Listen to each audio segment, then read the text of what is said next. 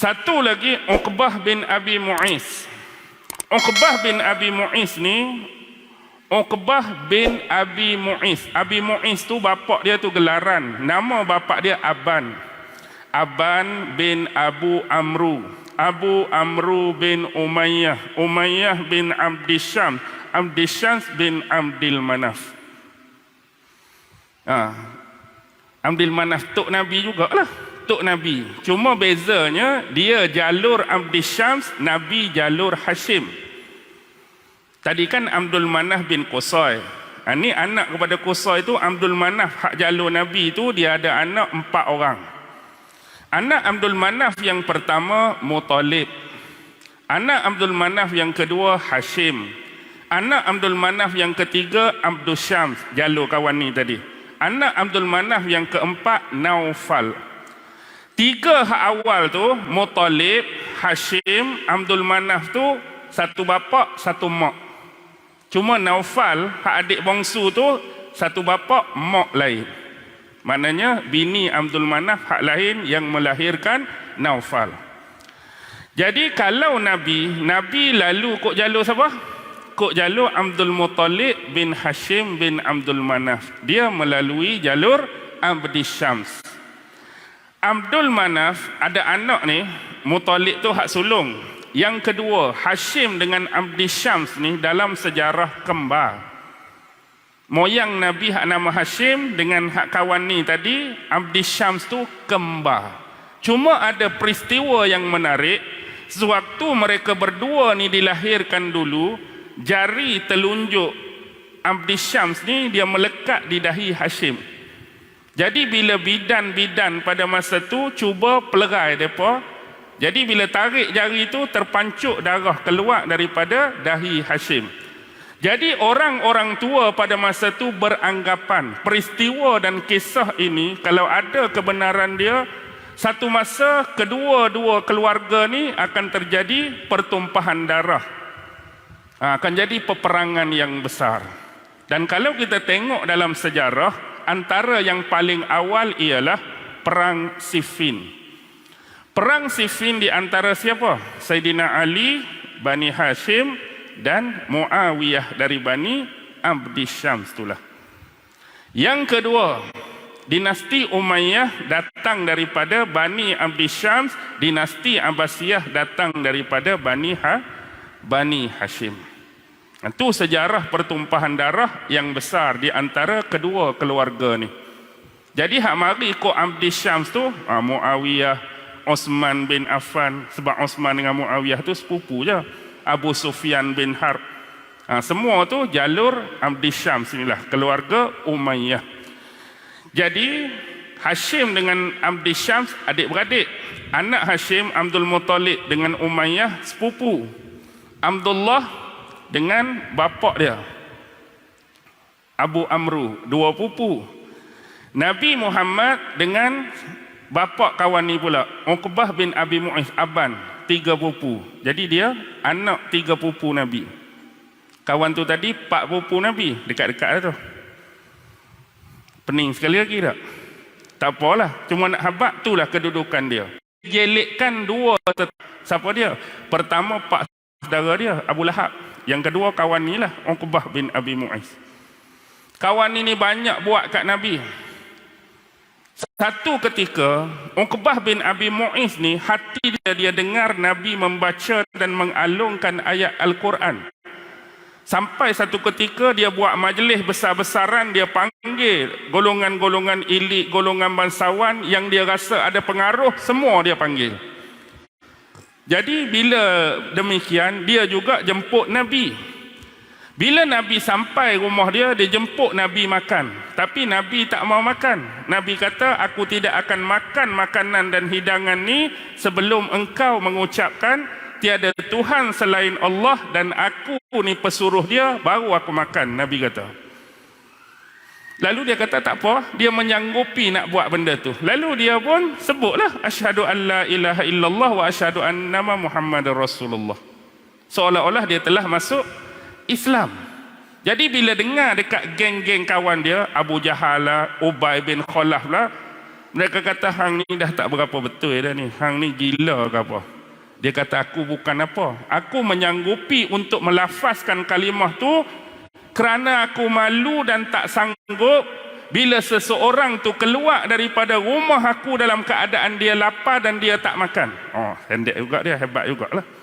Maknanya kalau dia tak sebut Nabi akan keluar dengan tak makan dan lapar keluar daripada rumah dia, aku jadi malu kalau tetamu tu keluar bentuk macam tu daripada rumah aku, sebab tu aku sanggup nak. Lepas pada tu dia murtad balik. Abu Jahal duk cucuk dia, Ubay bin Khalaf duk cucuk dia. Lepas tu dia pergi maki Nabi, dia ludah Nabi. Dan Nabi pernah pesan kepada dia, suatu masa kamu akan keluar daripada bukit tu dan kamu akan bertemu dengan aku di bukit sebelah ni.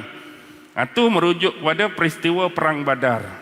Dia tertawan dan dihukum pancung. Tu Uqbah bin Abi Mu'is. Carilah kisah dia dalam sejarah. Baik. Dua orang ni kita isyak berapa? 8 belah-belah ke? Ni kira dah isyak lama dah. Baru nak masuk. Dah masuk. Nak buat lagu mana ni? Ayat tak masuk lagi ni. Boleh, tak apa. Baik, bila dua orang ni dihantar, ringkas cerita sebab kebanyakan kita pun tahu. Jadi bila diusulkan benda ni pada mereka, kami nak tahu Muhammad ni Nabi sungguh-sungguh ke Nabi yang dia sendiri dakwa dia Nabi ataupun Rasul. Maka Robai Yahudi ni menyarankan kepada mereka 3 soalan untuk ditanyakan kepada Muhammad. Soalan pertama berkaitan dengan 7 pemuda yang beriman, yang melarikan diri bersembunyi di dalam gua, merujuk kepada pemuda Ashabul Kahfi. Tanya Muhammad tentang Ashabul Kahfi. Yang kedua tentang ruh, persoalan ruh. Wa yas'alunaka 'anir ruh qulir ruhu min amri rabbi.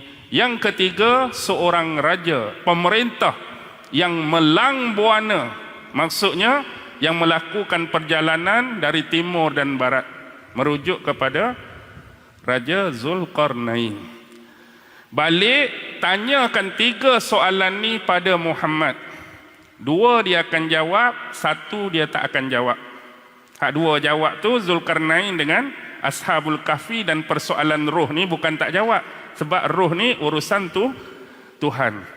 Kalau dia tak boleh jawab ketiga-tiga soalan ni, bermakna dia adalah nabi palsu, nabi penipu, nabi pendusta, nabi pembohong, dan dia sendiri klaim dakwa dia nabi dan rasul.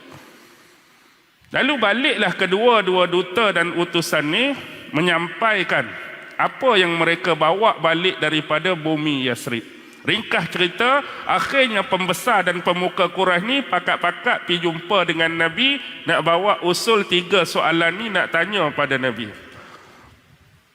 Bila tanya soalan ni pada Nabi, Nabi boleh jawab ke Nabi tak boleh jawab? Nabi tak boleh jawab. Sebab Nabi tak tahu pun pasal Ashabul Kahfi, Nabi tak ada pengetahuan pun tentang persoalan roh, Nabi juga tidak mempunyai ilmu pun tentang Zulkarnain. Penting untuk kita hadam, penting untuk kita pasak di sini bahawa Rasulullah sallallahu alaihi wasallam tidak mengetahui perkara-perkara yang bersifat ghaibiyah, kecuali setelah peristiwa itu diwahyukan oleh Allah kepada baginda, barulah baginda mengetahui akan hal tersebut.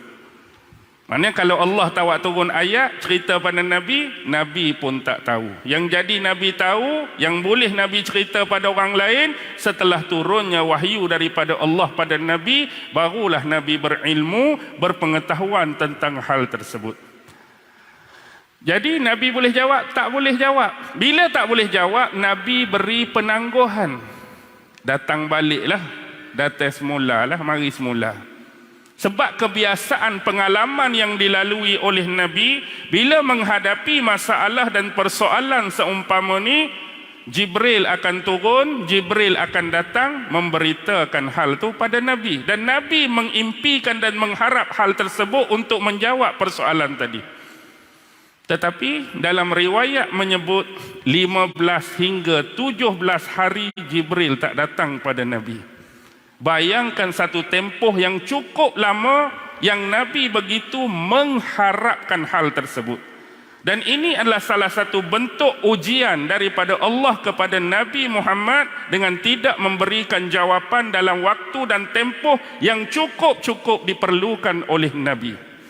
Ni ada kisah tentang kalimah insya Allah. Kerana Nabi tak menyebut kalimah insya Allah sewaktu penangguhan nak bagi jawapan. Jadi esok mari pula, lagu mana Muhammad? Boleh jawab ke tak? Tak boleh.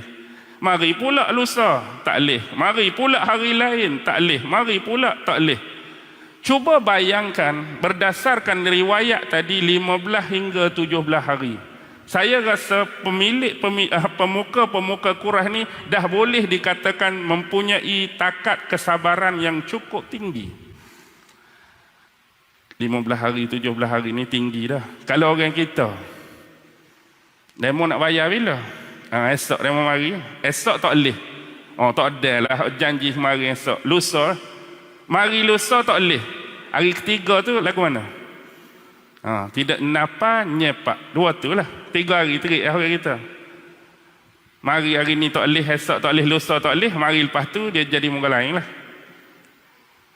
Tak sampai 15 hari lah. Tapi 15 hari ni, tapi dalam masa yang sama, akibat tidak memperolehi jawapan daripada Nabi, mereka menggunakan peluang ini untuk menghina dan mencaci maki Nabi. Dengan memberikan alasan akibat ketidakmampuan Nabi untuk menjawab persoalan tersebut, Nabi ini bukan Nabi yang sebenar. Nabi ini pendusta, penipu, pembohong. Jadi lepas itulah baru Allah menurunkan jawapannya kepada Rasulullah. Jadi turunlah surah Al-Kahfi ini pada Nabi. Okey.